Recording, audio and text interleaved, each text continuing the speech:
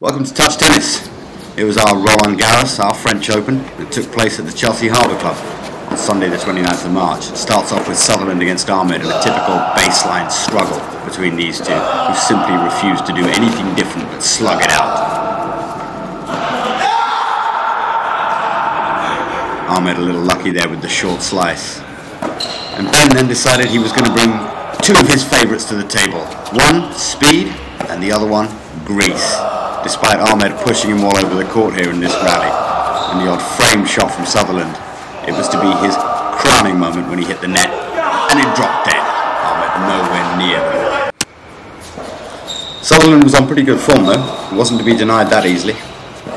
Usual tactic of staying back at the baseline and waiting for his opponent to come in so he could slug one out.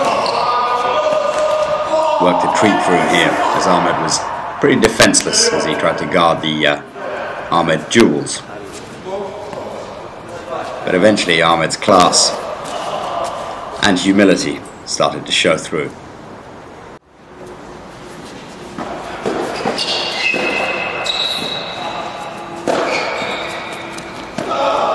Another example of the power game that Ahmad brings. But at match point, Sutherland wasn't done. Absolutely terrific get.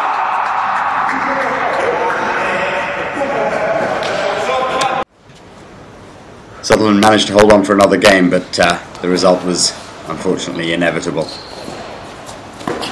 Ahmad coming up with an amazing get. Clean lob over Sutherland's head. And after just one more point, Ahmad had secured his place in the quarter-finals of this year's French Open. Just a little too inconsistent on the day for Sutherland.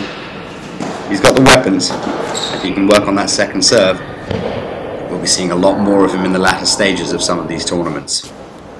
Moving on, Angelini then faced Lloyd. Lloyd, having already qualified, wasn't really willing to put in a great deal of effort, and when he did, he was just hitting way too long. Injured when he came into this tournament, there were doubts over whether he'd even get to compete, but occasionally some flashes of brilliance, but mostly just errors from Angelini that won him any points. And in the end, it's just steady play from Angelini that broke him down. Angelini went through, top of his group, and he then faced Phil McCulloch in the quarterfinals. Ahmad taking on Lloyd in the other quarterfinal, where both men had qualified. Again, Lloyd came to the table with some magical shots, but unfortunately tried to go toe-to-toe with Tehrani right from the beginning of the tournament, and that's not really your best bet. And despite having beaten him in the round-robin stages and showing some flashes of brilliance, it wasn't to be Lloyd's day. Tehrani just simply too powerful and too precise from the baseline. Another example here of that beautiful Lloyd backhand. There was too few of them and too far between to really make any sort of dent in Ahmad's game. And when Ahmad starts playing like that with a bit of touch, there really is no answer. Later on in the match, it looked like Ahmad was just toying with Chris, staying at the back with him and rallying it out, until eventually coming out with a beautiful backhand winner up the line. Oh, look at that. This stage, Lloyd was getting a little disconsolate, and we felt he was running out of ideas.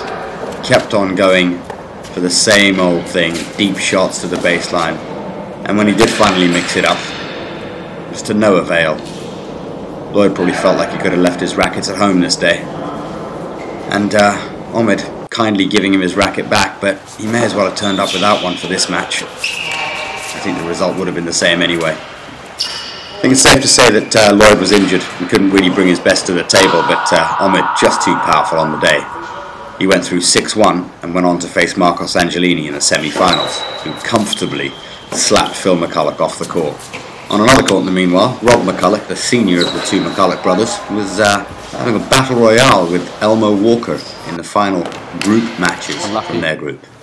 And Angelini, who'd taken on Ahmad, was just no match for the power game, and he went out 6-3.